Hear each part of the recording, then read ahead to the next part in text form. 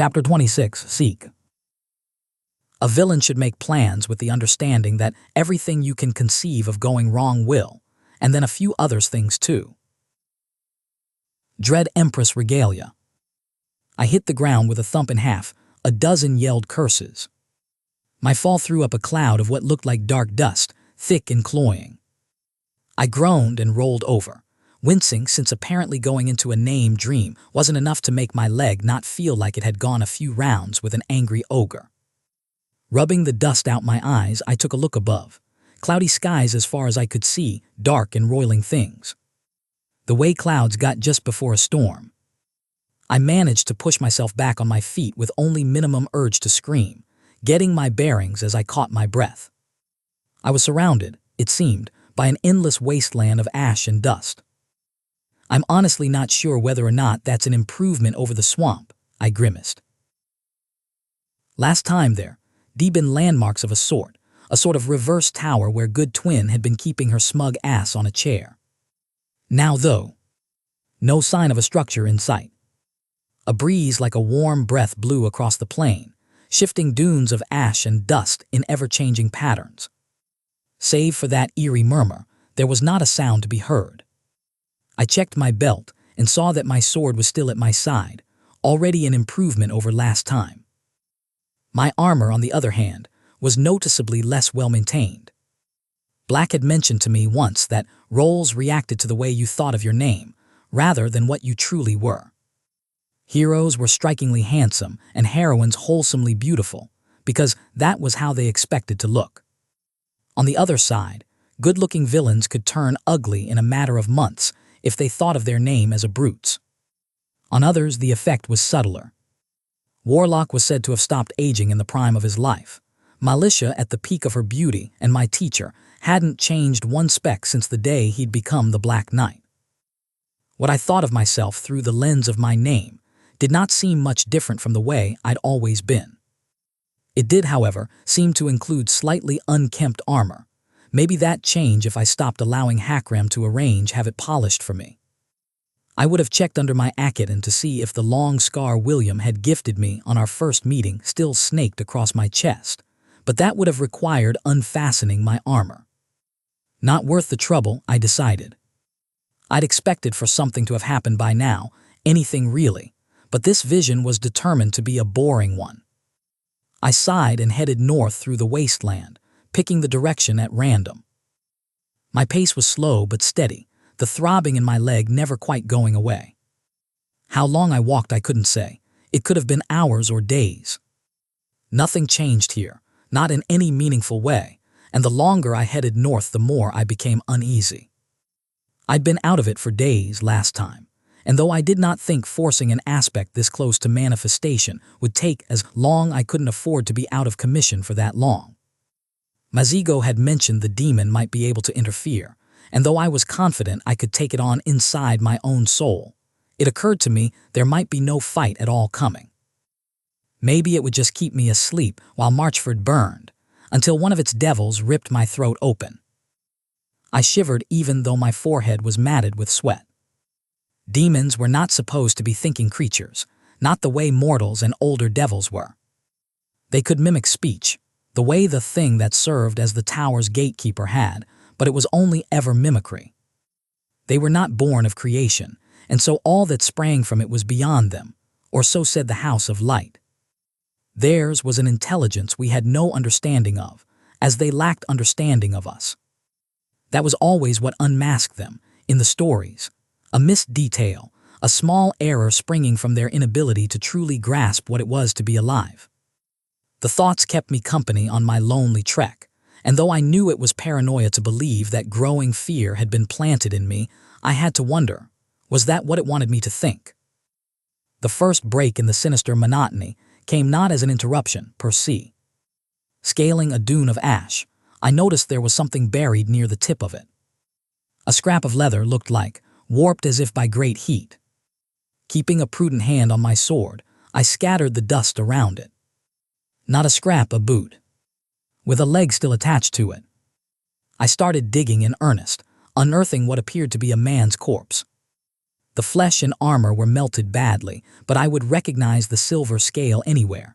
This had been a man-at-arms, one of the silver spears.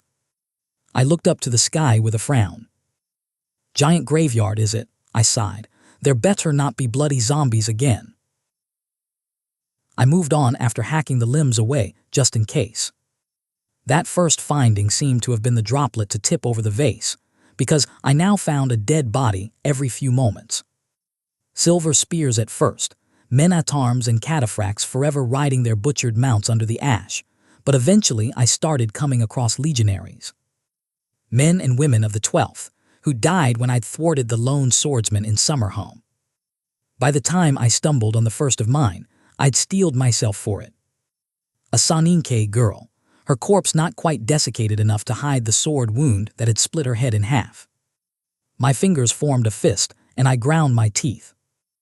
I walked the battlefield when the blood was still fresh, I told the sky. I did not flinch then. Do you really think I'll flinch now? There was no answer, not that I'd expected one. I pressed on. It shouldn't have surprised me, but it did, when I found Nilan's corpse. No flesh remained, and the bones had been blackened as on his pyre, but the senior tribune's markings on his armor betrayed his identity. The exiled prince and page lay in front of him, the bones of their hands threaded together in a morbid embrace. I know it was my fault, I admitted. I take responsibility for it, even if no one is casting the blame in my direction. And yet, oh, we'll even that score soon enough, someone replied. The ash under my feet erupted, and the thin point of sword nearly ran through my throat. I stumbled away, already on the back foot, and my sword came out with a metallic ring. My doppelganger sat with a smug grin in the dust, where she'd apparently half buried herself waiting for me. This one was a familiar sight. An older version of me, with a pink scar running across the nose and a face hardened by years of war. She wore a regular's chain mail instead of my own plate, her standard-issue sword glinting in the gloom even when covered in ash. I had a feeling I'd run into you at some point, I grunted. I have a feeling stabbing you again will be the most pleasant part of this little jaunt. Her grin widened, and she shook off the dust as she rose to her feet. No need for any of that, Cat, she denied. We're buddies now. I kinda like what you've done with the place. You would, I muttered. You also said we wouldn't fight last time, and look how that ended. Not to mention you just tried to stab me in the throat. I thought but didn't bother saying. Rubies to piglets, she'd have a ready-made excuse. Things have changed, Cat my girl, she told me. Thought you lacked the stomach, but you've been nailing it. We got a legion, a nice bunch of competent minions, and we're building up a body count. Should have found a pretext to run Eris through by now, but nobody's perfect. She paused. Except me, she conceded. I am perfect. I wished I'd looted a boot off a corpse, if only so I could throw it at her head. They're not my minions, I replied through gritted teeth. They're my friends. The calamities are living proof you can be both, the doppelganger dismissed, then leaned forward. But before you go all righteous on me, Sweetcheeks, answer me this. If you asked Nock to rip out some noble's throat, would he even stop to think before obeying? He wouldn't. I knew that. She knew I knew that. Hakram might ask me why afterwards, given the same order but Nock. He'd laugh and forget it had ever happened before the month was done. I wouldn't ask, I replied instead. You will, the spirit smiled, the certainty in her troubling. That's the beauty of this greater good business you've been peddling. You can justify anything if the final outcome's nice enough. She waved around her sword, warming up to the subject. Heroes might spawn from this orphanage and make a big mess, so we burn it. Those nobles might be trouble down the line, so we poison the wine. That officer will be a liability when I commit treason, so in the worst of the fight she goes. I haven't done any of those things, I retorted. You're just pushing my position to extremes and pretending that's the rules I obey. I can't help unless I'm higher up in the ranks, so I engineer a war, my twin said softly. Extremes. I'm just getting us to the logical conclusion. Don't get me wrong, Cat. I'm on board with this greater good wagon you're driving. I just want us to stop pussyfooting around and get some real changes going. It won't get to that, I snarled. I won't let it get to that. The doppelganger lightly rested the flat of her sword against her shoulder. "See, this is the kind of thinking that's holding us back," she complained. "We're not the good guys here, Cat. Let's just stop pretending, why don't we? We're the girl that sees something that needs to be done, so we do it the best we can, if that means a few thousand people die." She shrugged. "Well, people die all the time," she said. "Can't make an omelet without burning a few armies, sacking the villages they came from, and salting the land that spawned them." "The entire point of this," I replied coldly, "is to avoid putting Callow to the torch. If I didn't care about the state of the country in 20 years, I'd be with the Swordsman waving a rebel flag." "Callow burns, sweetheart," she laughed. "That's what it does. It burned whenever the Empire came knocking at Summerhome. It burned whenever the first prince decided it was time to expand the borders. We're the battlefield of this continent. Hells, the only time the kingdom wasn't putting out fires was when we were starting some of our own on the other side of the border. That's why we pay taxes to the tower now," I said.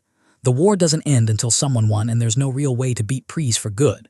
They tried it after the Second Crusade and gave birth to dread Emperor Terribilis instead. So they win and they rule Callow. Now I just make that rule work and we finally break the goddamned cycle. No more invasions. No more villages put to the sword so that a different flag waves over Laura." "And you think the rest of Callernia is just going to take that?" the twin laughed. "No, we don't get off that easy. Nobody wants Pries with a granary, Cat. Hiding behind the mountains and fortifying the vales just buys everyone a few years until the armies are mustered and the dance begins again." "And what's your solution?" I mocked. "Let's kill everything that looks like it could be a liability and hope it turns out for the best." "I already told you how we stopped the fires in our backyard," the spirit smiled. "We cross the vales with a torch in hand. If everyone else is running from the blaze, they're not making trouble for us." This is why evil loses, I realized. By overreaching, by thinking you could put all of Callernia on the defensive and not be buried by the backlash. There had to be a middle way, one between fighting the Prisi and allowing them to plunder Callow. Black understood this, I knew. He'd marginalized the nobles of the former kingdom and gone to work on the people themselves, tried to remove any reason for rebellion rather than crush those that formed. I couldn't change Callow, I knew that deep down. I wasn't sure I should. But I could change the system that ruled over it, one victory at a time.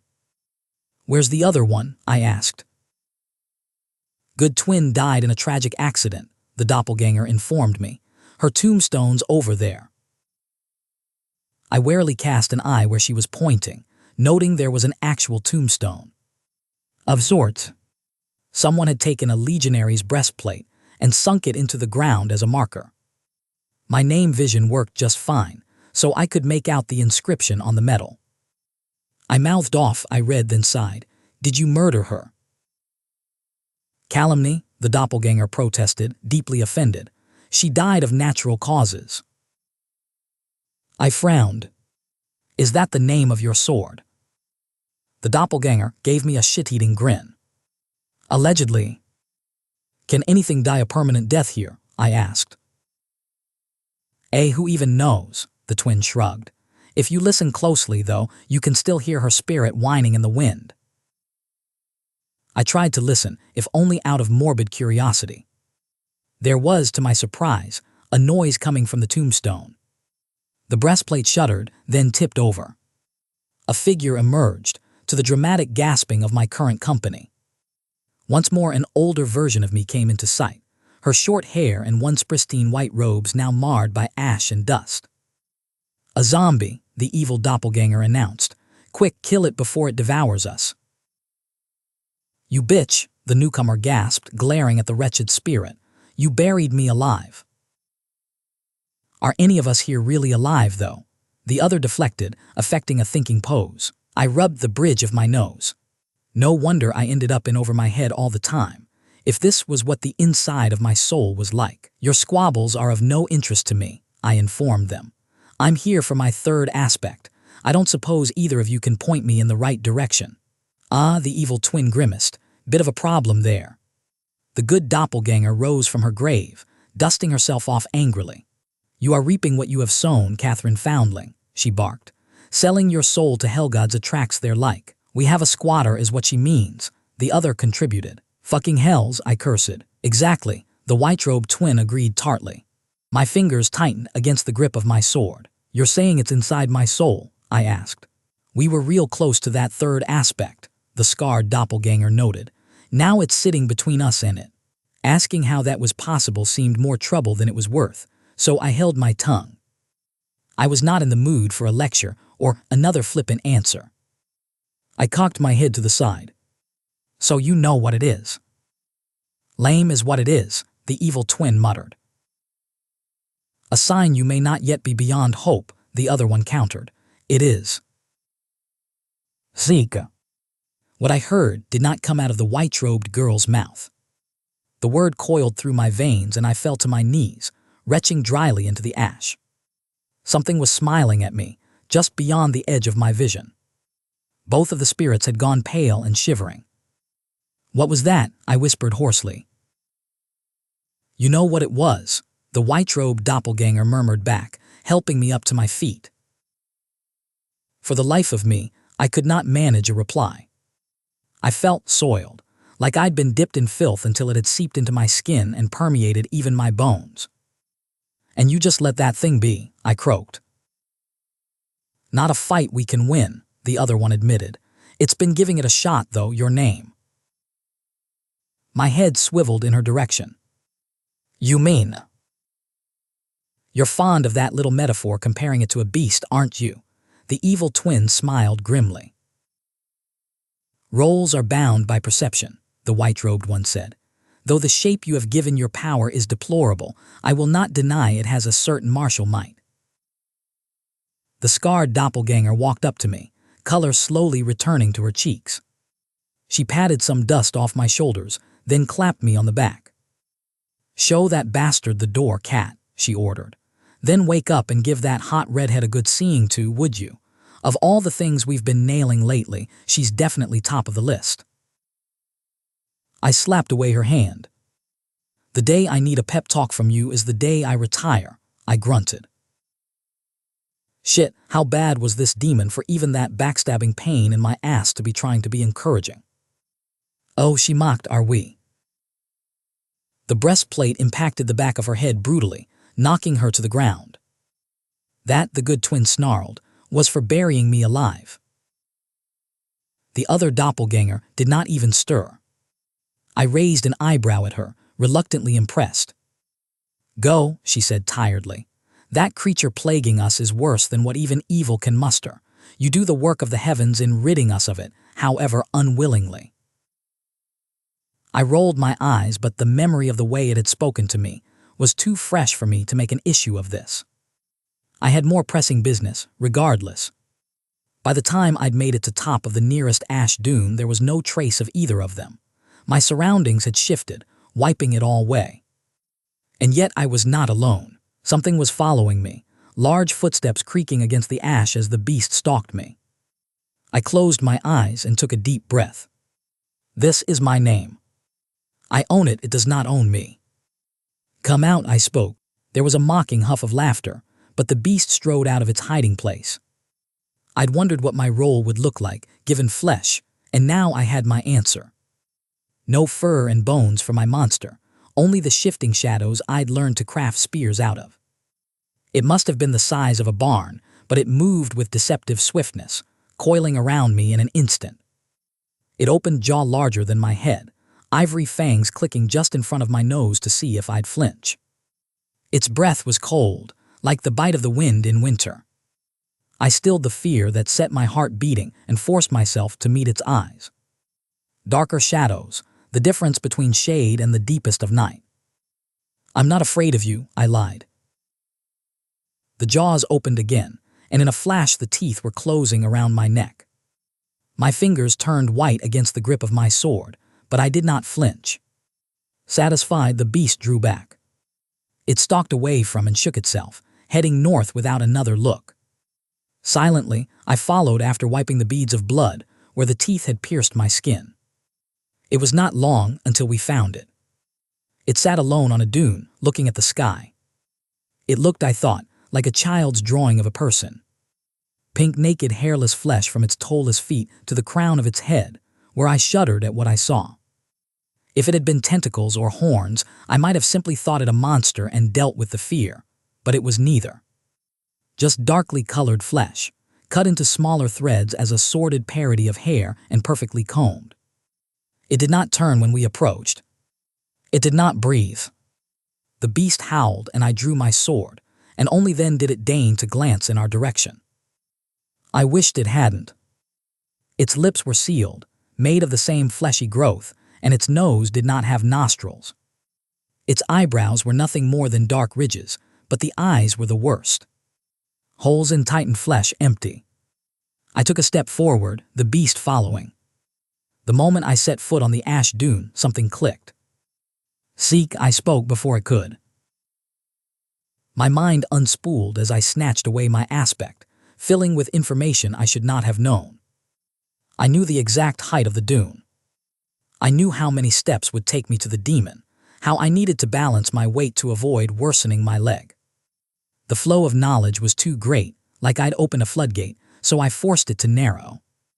This was the aspect I'd been looking for, something beyond the brute equalizer I'd been relying on. A pathfinder to craft solutions, and I knew my first use for it. How do I get the demon out of my soul? The thread narrowed, then exploded into paths.